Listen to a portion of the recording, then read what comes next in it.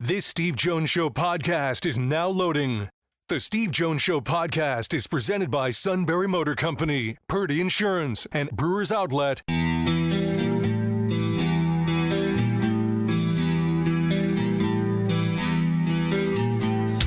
Bringing you an in-depth look at Penn State sports and more. This is the Steve Jones Show on News Radio 1070 WKOK. The Steve Jones Show is presented by Brewers Outlet, Sunbury Motor Company, and Purdy Insurance. Now, from the Sunbury Motor Studio, here's Steve Jones.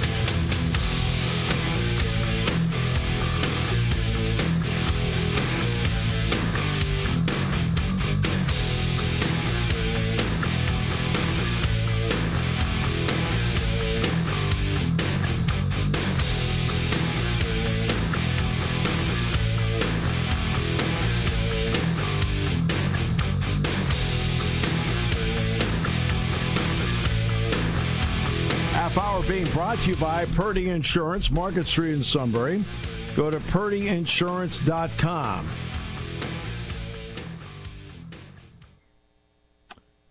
Auto, home, life, business, boat, motorcycle, RV, and Medicare products. We have the open enrollment coming up. If you have questions, I call Purdy Insurance. I talked to Steve Engel about that. And it is all at, and they want to do everything they can to save you money. It's all at Purdy Insurance. Market Street in Sunbury. Go to purdyinsurance.com.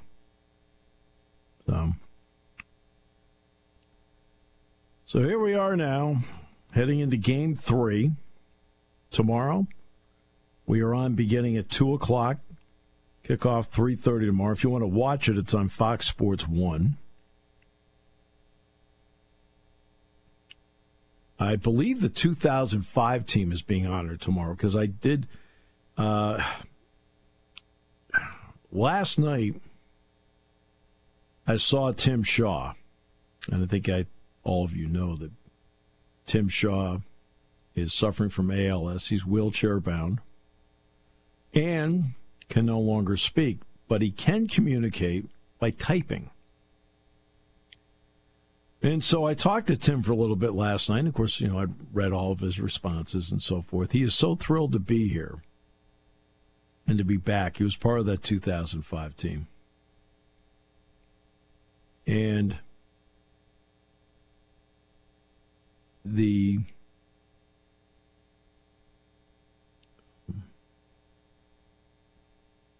he's gone through so much, but,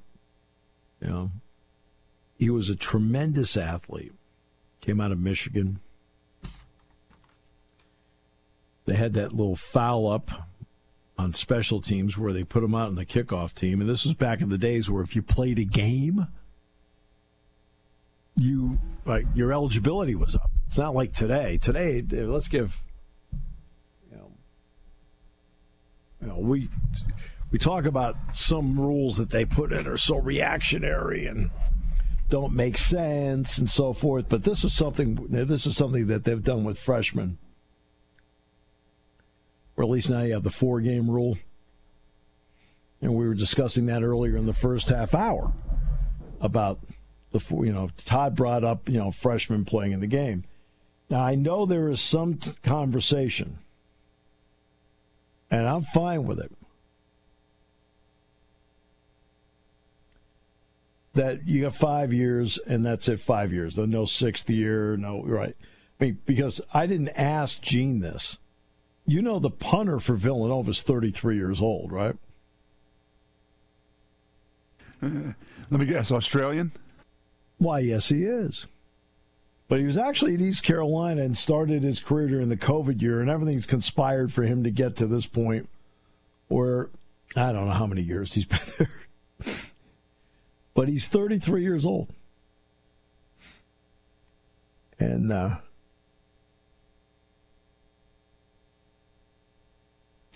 You'd think that'd be weird. Just being 33-year-old with playing football with a bunch of kids 13 years younger than you. Yeah,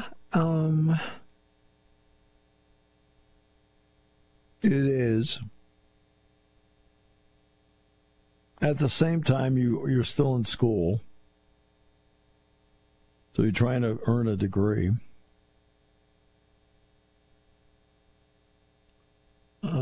I think that's a big one.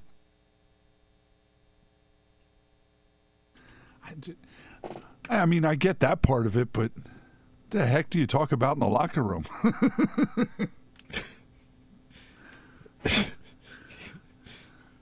I guess it depends on how your personal life is. I have no idea. Yeah, I wonder, I get the guy up at Lycoming that's 58, that's a freshman, wanting to play football, but I was just thinking, the heck do they talk about? I'll be honest with you, I can't relate, so I don't know. Yeah, yeah. One of the kids put what I guess is a very popular meme on the scorebook this week on Wednesday, and we spent 20 minutes looking it up because we had no idea. Well, yeah, I mean, my brother's like, you didn't know that? I was like, no, I'm 50. Well, after a while, you do get, because I'm around young people all the time because of what I do. So, now I can talk to Katron Allen now. Katron Allen is much more open. He's more outgoing, the whole deal. All right. But, when he first got here, this is before he got his teeth fixed and everything. So he wasn't as outgoing and smile. I mean, he smiles every time you turn around. He's smiling about something. All right. He wasn't like that the first year until he got his teeth fixed. Okay. So if you say something to me, he'd look at you and go, I feel you. That's all he ever said to me. Right now, he talks in paragraphs. He was at the quarterback club the other day. He never would have done the quarterback club years ago. But he did the quarterback club the other day. He's doing great. Right? If I bring up Nicholas Singleton, he'll look at me and goes, Steve, that's my dog. It's like, so I do understand more and more. How about that? I was just thinking, isn't that exactly what college is for? To what? You show up and you're shy, and now you're talking in paragraphs. Yeah, and you know what? You know who's like that was Kurt Warner.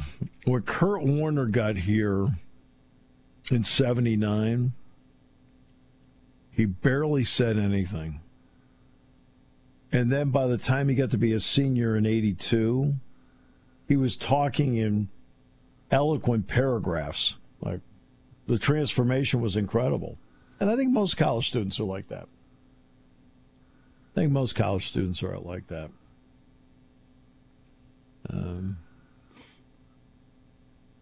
And that's, and seeing the way he's played,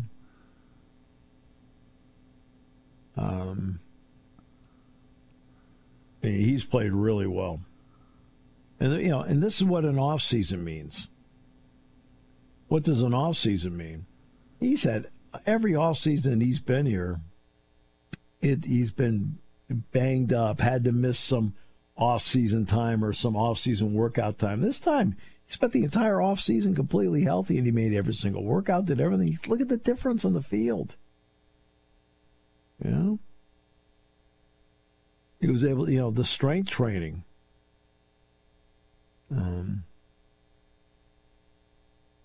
The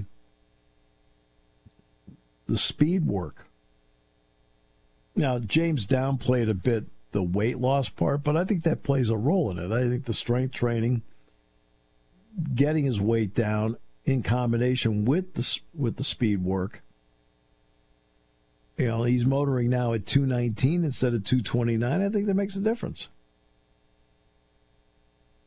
You watch him hit a hole now, it's like bang, and he's got great feet to begin with. He's always had great feet.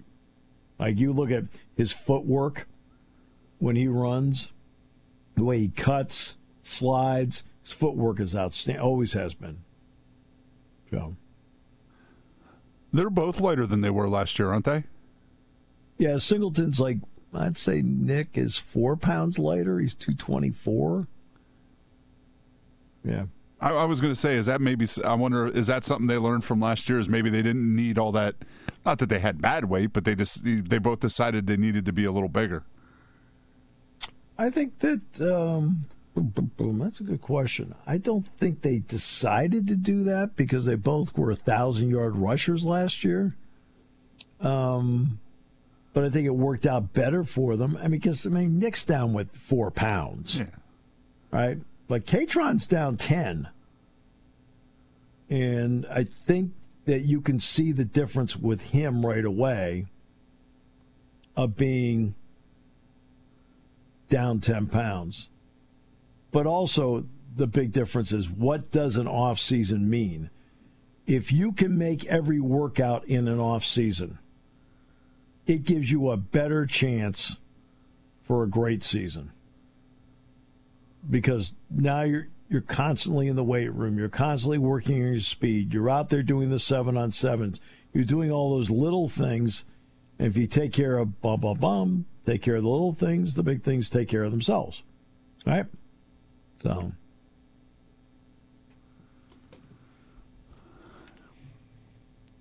And that's where, and he's off to a great start. And they need both these guys going forward. Now, not just one, you need both these guys going forward. And there's just enough difference between them. There's just enough difference between them where I think it is that you have to be aware of which one's in the game. So you're not talking about two of the same running back. And they complement each other so well.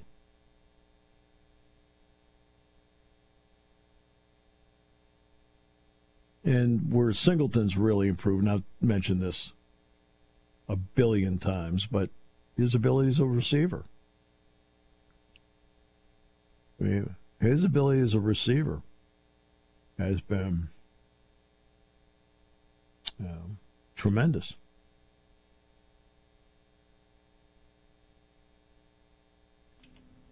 You can see the impact that he has had, Singleton, in the passing game.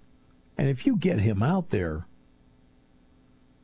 in the open field in the passing game,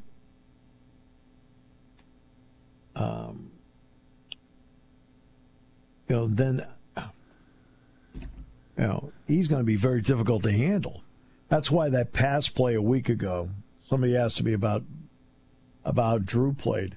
If there's one play I can pick out last week, you're like, oh, when he threw the swing pass to Singleton, and he had Dinkins, Hudson, and Clifford in front of him, and they had numbers, that was going to be a touchdown. He missed him. But that's the kind of play you want to get Singleton in that open field area because he can be that good.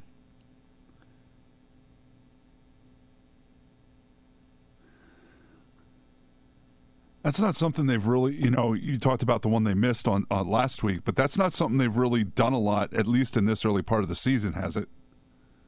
Nope. Yeah. There are a lot of things they haven't done early part of the season, okay, contrary to popular belief. They've shown a few things, but they have not shown everything. So, nor should they. I mean, obviously you don't need Nick going down the middle of the field on a pass play against Villanova to beat them, but you might need that against Oregon. Right. So, I think that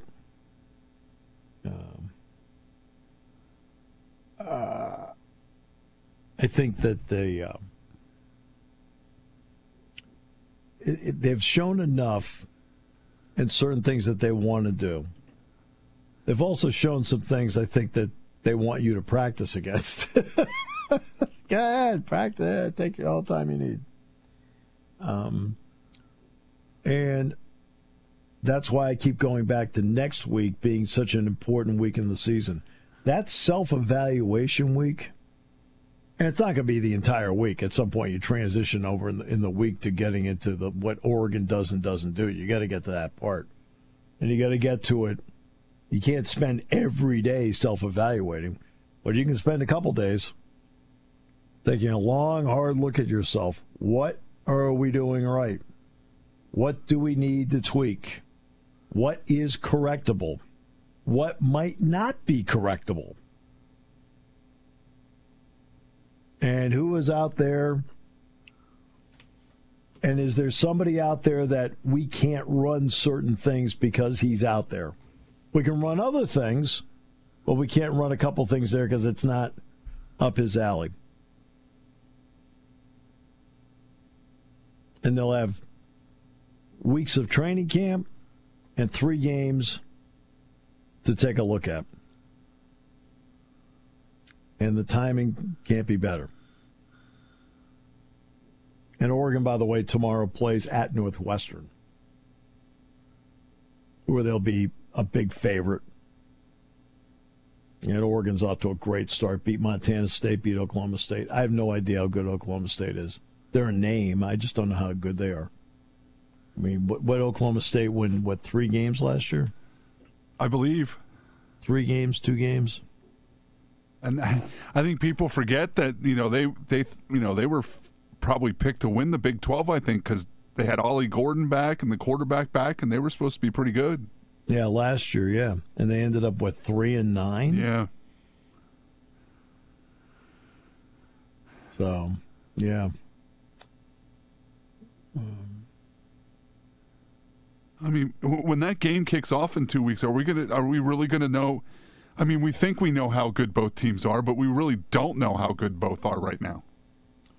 Yeah, I mean, then Oregon will have a conference game under its belt.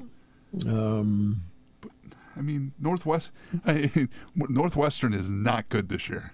No, and obviously Preston Stone's now their quarterback, the former SMU quarterback. He was the starter last year against Nevada, but didn't take a snap in the playoff game against Penn State. Kevin Jennings took all the snaps in that game. So, I mean, look, hey, that's why you play. Yeah. Now, everybody's been aching for it. It's 2 weeks away. I mean, next week, I think I'm going to be able to take it easy. Then the week after, I think there'll probably be a few interview requests. I was going to say, the last time you talked about it taking it easy, you ended up with a Big Ten championship game, so. Yeah, I know. That's right. Yeah, I know. I was like, suddenly out of nowhere, we're busy. Hey, I didn't think Ohio State was going to lose to Michigan. Did you? No, not in the least. I'm sitting there like going, I'm watching it. Going, you got to be kidding me.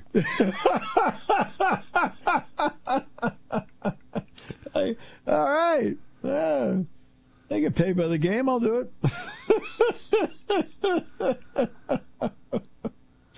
Yeah. So, hey. I mean, my hope is nothing dramatic happens next week, and I can just think, I don't need to. Yeah, why don't you come on and do my show? Because, I mean, we ask people to do this show all the time. I think I do owe them, the courtesy of returning it. You know what I mean? But we will have to get Dave Sims on the show just to appease Catrillo at some point. All right. Yeah. Yeah, because Judge has 300. Judge tied DiMaggio last night. And, yeah. Also, it does sound like now the King is going to call in the next segment. Oh, good. King and I missed each other this week. I think, as I mentioned on Tuesday's show, I did the show up in Lexington, Massachusetts. And I was there for my godmother had passed away. And I went Tuesday, and the funeral was Wednesday, and I had to get back to do the quarterback club. And my brother went Wednesday. So the King went Wednesday. So we were represented. We just never crossed paths. Just never did. All right. Take a break. Back with more in a moment here on News Radio 1070 WKOK. Party time, game time, or just fun time. Doesn't matter what time it is because it's Brewers Outlet time. The Beverage Supermarket has the area's largest beer selection. Imports, microbrews, ciders, and domestics. Pick from over 100 ice-cold 12-packs and dozens of 24-ounce singles. Soda, snacks, hot sauces, fresh roasted peanuts. Make it one-stop party shopping, and don't forget the pickle bar. So whatever you're celebrating or just doing it up, Brewers Outlet, Reagan Street, Sunbury wants to see you. And thank you for your years of patronage. Hi, this is Season. For over 100 years, the Purdy Insurance Agency has been protecting families and businesses of the greater Susquehanna Valley and beyond. With the experience of our trained and knowledgeable staff, you can rest assured that your needs will be evaluated and met by some of the industry's best representatives. No matter what your insurance needs are, call Purdy Insurance today at 570-286-5855. Visit our website at purdyinsurance.com or check us out on Facebook to see what we can do for you.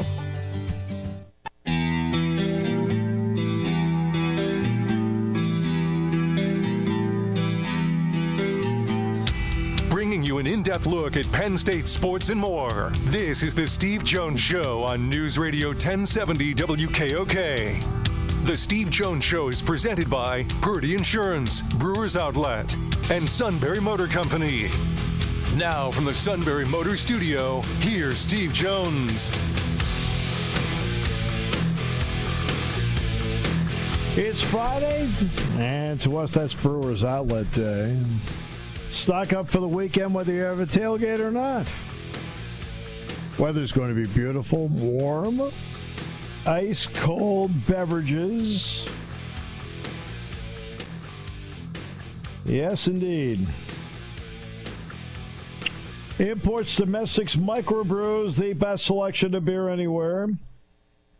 Wine coolers, water, soft drinks, snacks. They roast their peanuts fresh and hot every day. 6 great flavors of slushies. And ready-to-drink cocktails. High Noon, Jack Daniels, Crown Royal, and the pickle bar led by the Barrels and the Dills. Indeed, second to none. All the Brewers Outlet, Reagan Street and Sunbury, the Beverage Supermarket. Just a reminder, we have Shikellamy football tonight, 6:30. And it's also going to be on the YouTube channel. And Selinsgrove. I think, they have Jersey Shore tonight? No, that was last week. They're out at Central Mountain tonight. Central Mountain tonight. Well, close enough. Central Mountain tonight, and that'll be also in the YouTube channel on an Eagle 107. Everybody has demanded over and over again, we want the king. He's here. What up, What's going on? What you doing? Sitting here right now talking to you. I'll be at football practice in an hour, and then I may slip in 9 holes of golf, and then have a nice dinner and wake up tomorrow and go do a game. Good. Yeah, that's about what I'm going to do too. So, nah. Yeah. I'll probably watch it. I get the Big Ten channel now. I don't know good. where. So. Well, we're on Fox Sports 1 tomorrow. Oh, really? Yeah. So, how good is are you playing? Villanova? Denmark? Villanova. Villanova? They got a good program? I mean, they're a good FCS program, so that's a step down from FBS. And they've always been very, very good at FCS. And, you got to go play the game. Go play the game, win the game, move on, try and get better. Well, give them a chance to try things, and they got Oregon next week, right? 2 weeks. Next week. And next week is a bye week. That's good to have a bye week. Oregon's really, really good. Yeah, they're good. No, they're very good. I mean, it's one thing to blow out a crappy team, but they blew out Oklahoma State. I watched a lot of it. It was like boys against men. I can't tell how good Oklahoma State is because last year they ended up so bad. I mean, yeah, maybe they were really bad. They were 3-9 last year, Todd? That sound right? Yes. Oklahoma's, yeah. they were 3-9 last year and didn't have anything coming back. So I don't know. Well, that's good news that they weren't really good and got blown. I mean, they look like a buzzsaw. Oregon just did whatever they wanted to do. And I'll tell you, I give Moore a lot of credit. He had been at UCLA. He transfers to Oregon, but then sits behind Dylan Gabriel last year. And when he was at UCLA, he had mixed results. Well, in the first 2 weeks of this season, he has not had mixed results. He's been really good. Yeah, how come these quarterbacks like Bo Nix, they go to Oregon and they're like superstars, and it's like vaults them into the NFL? So. Well, I think I want to give credit to Will Stein, who was the offensive coordinator. He's come in there and he's done a really good job with them. He puts their receivers in good spots. I think he does a good job of sequencing his play calls.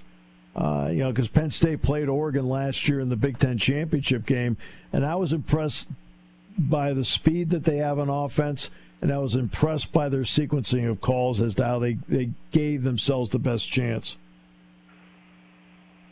Yeah. Did Hebert play all 4 years at Oregon, or did he transfer in? Oh, Justin Herbert? No, he played at Oregon. He never transferred. Okay, so he went to Oregon and played at Oregon, and that right. was it. But he played there before Dan Lanning got there. Okay. All right. When Dan Lanning got there, then they brought in Bo Nix. I love Bo Nix. I knew it at Auburn. On your show, I said, man, this kid's good, and he's got the name, you know. Well, everybody, like, going into the Penn State game here, and it was the whiteout game,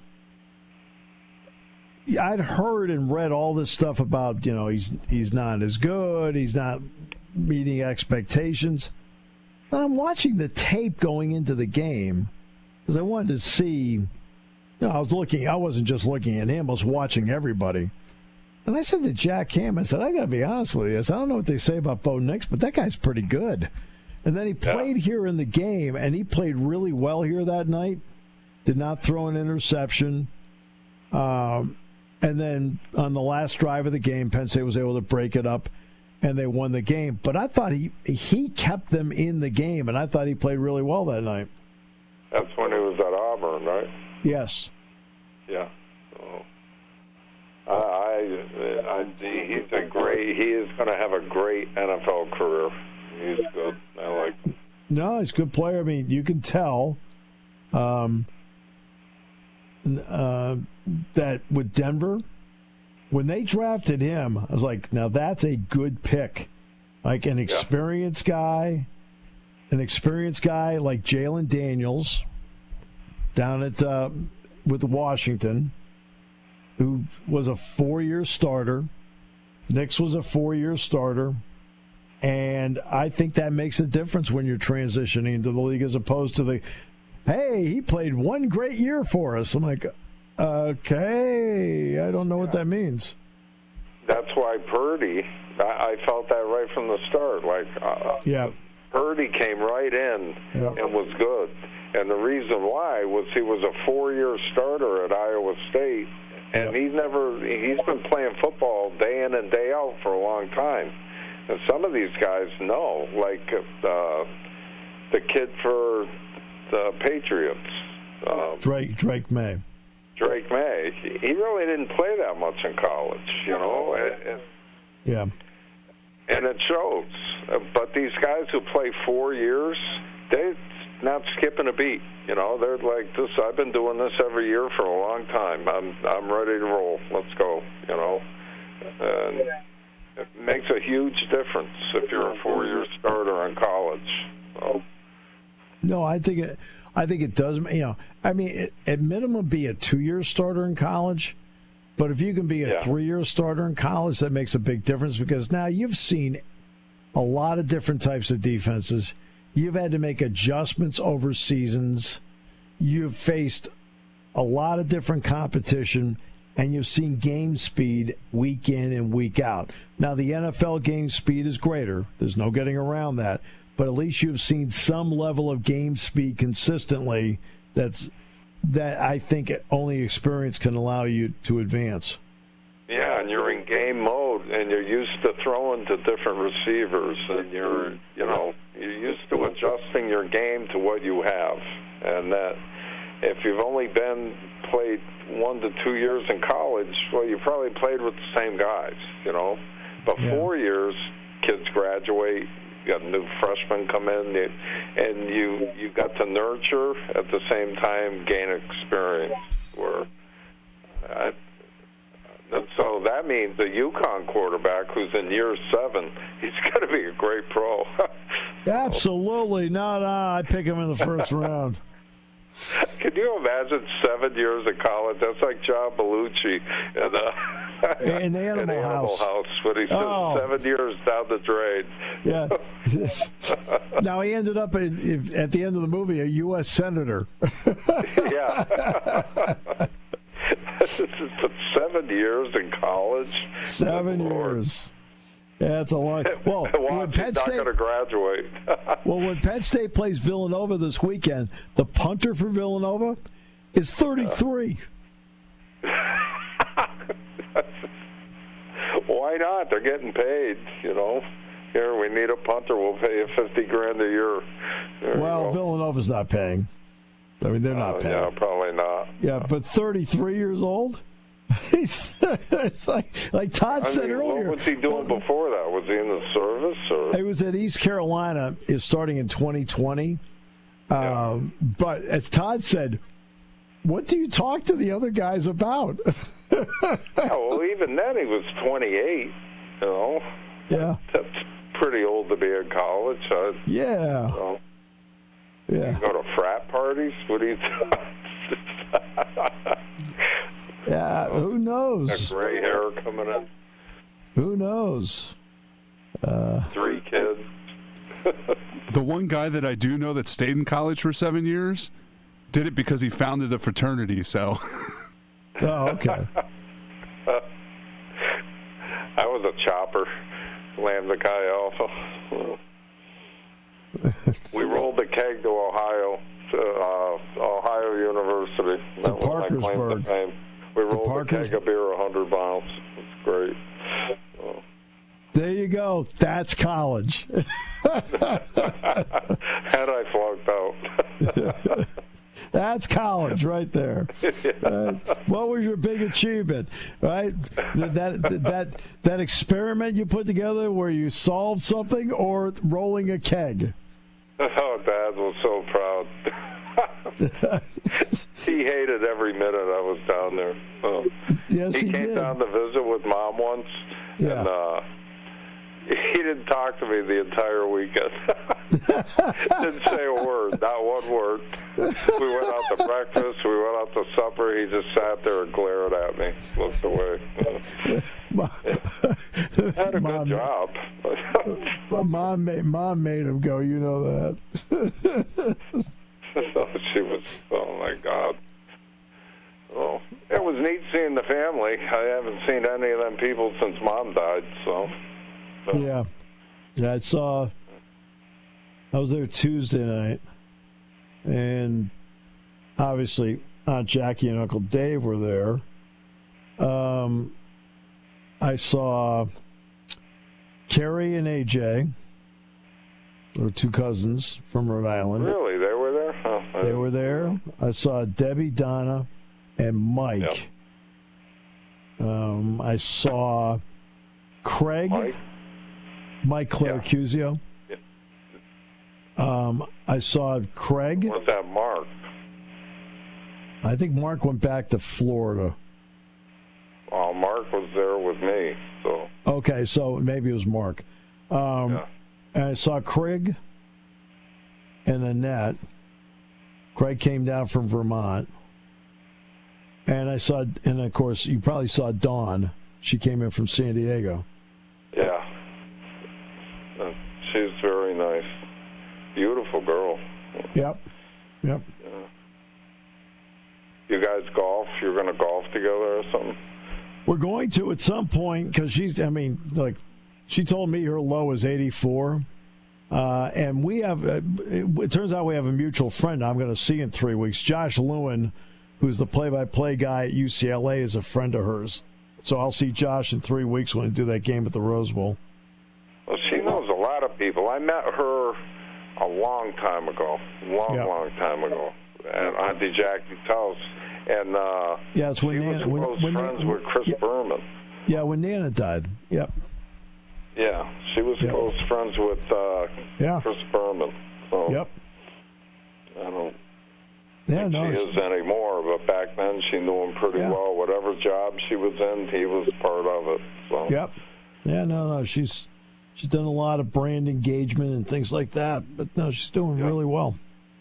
Yeah. Really well. Yeah, she's very, very nice. But, and the taxes out there are unbelievable. California, she said homeowners insurance is $15,000 a year. Well, that's what she had to change up on jobs because, the heck with real estate. I mean, she couldn't sell any homes. They cost too much. Nobody can buy them now. Nobody can buy them, and of course, now, let's face it, you may need earthquake insurance. Yeah. You look at the insurance claims and the wildfires in the Pacific Palisades area, and I was in California about 3 weeks after the 2 or 3 weeks after the fires. So I saw all the burn scars all over the place. The Pacific Coast Highway was still closed. Wow. Oh. Hello. Hello. Somebody looking for me. I'm just forgot it. I don't care. Anyway, what was I going to say? She said the property taxes are $30,000 a year. I said I'd be homeless if I lived there. Holy cow! $30,000. How do you pay that kind of money? Hey Todd, what's your property tax? Can you imagine? I think it's $1,000 a year. Tax and your homeowner's insurance is $45,000 a year, and you haven't paid your mortgage yet. I can't. Why bother? I'd be out of there so fast. Well, Gavin Newsom's doing a good job there. I need a third or fourth job if that was the case. I mean, we stayed last year for basketball in Beverly Hills.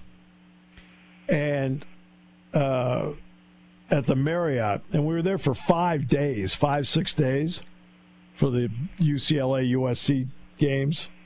And we're looking at, I'll give you a good example of what it's like to live there.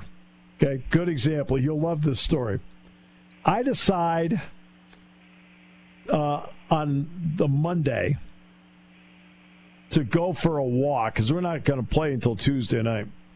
And I walked down to the LA Country Club, which is 2 miles away, 3 miles away, because that's where they played the U.S. Open. So I wanted to walk around the golf course just to look at it because I didn't have anything else to do. So Dick Girardi calls me, and he says, "Hey, Steve." He says, "Yo, man, how about we have lunch?" I said, "Sure, okay, great." He says, "What time, where?" He says, "I'm here at the Beverly Wilshire right now. Why don't you stop by?" I said, "Well, I'm at the LA Country Club. I'll walk back. I'll be there in 20 minutes. So I walk back. I go down Rodeo Drive, and then we go to the Beverly Wilshire.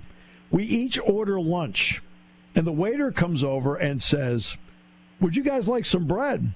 And two of us are like, all right, why not? Sure, we'll have some bread. So we go down and bring the bread. Each one of us has a slice of bread. I get the bill. Right? And look, we're on per diem, Kev, so it doesn't really matter, right? But I look at the bill, I go, we got charged $16 for the bread. Who charges for bread? I'm surprised we weren't charged for the water. You probably were. They just didn't put it on the bill. Charges included in your meal, but they added. I said to Dick, did your bread feel like it was $16 worth? He goes, nope. Did they give you butter? That was an extra $5. No, I'm just kidding. Yeah, we got butter.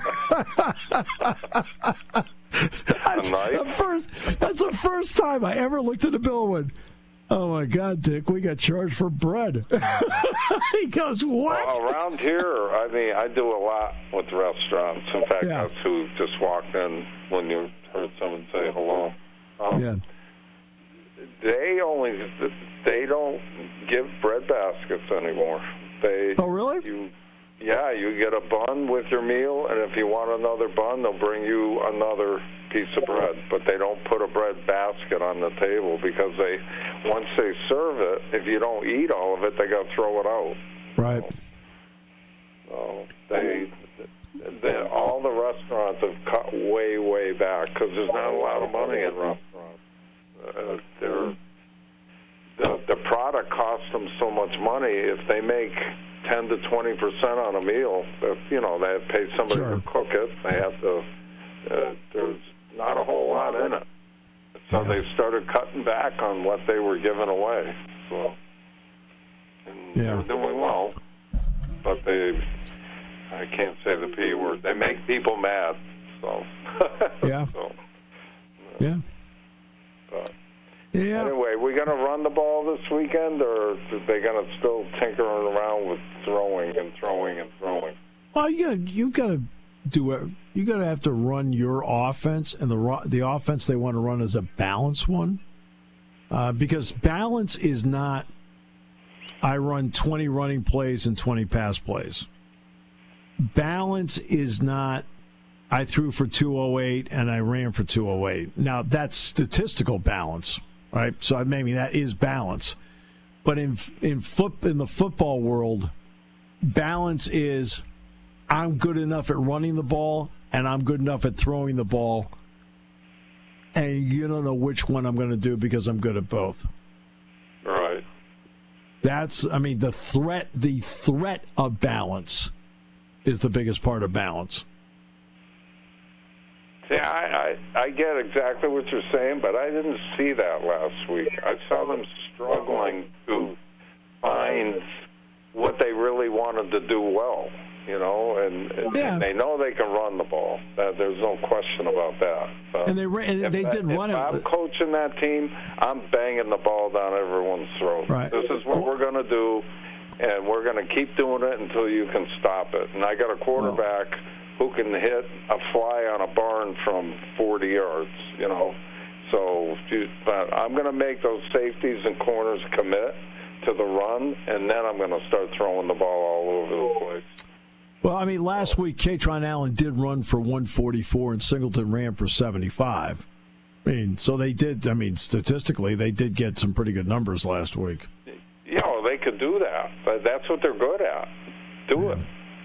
I got frustrated watching the pass plays. I was just like, why? Well, the pass, there's no doubt that last week that was a half step off, and they know it, and Drew knows it. Drew's first one to. Oh yeah, he was on the bench. He was just like the announcer said. He's devastated. He's just hanging his head down, and that's not what you expect to see. Yeah, just go. Yeah.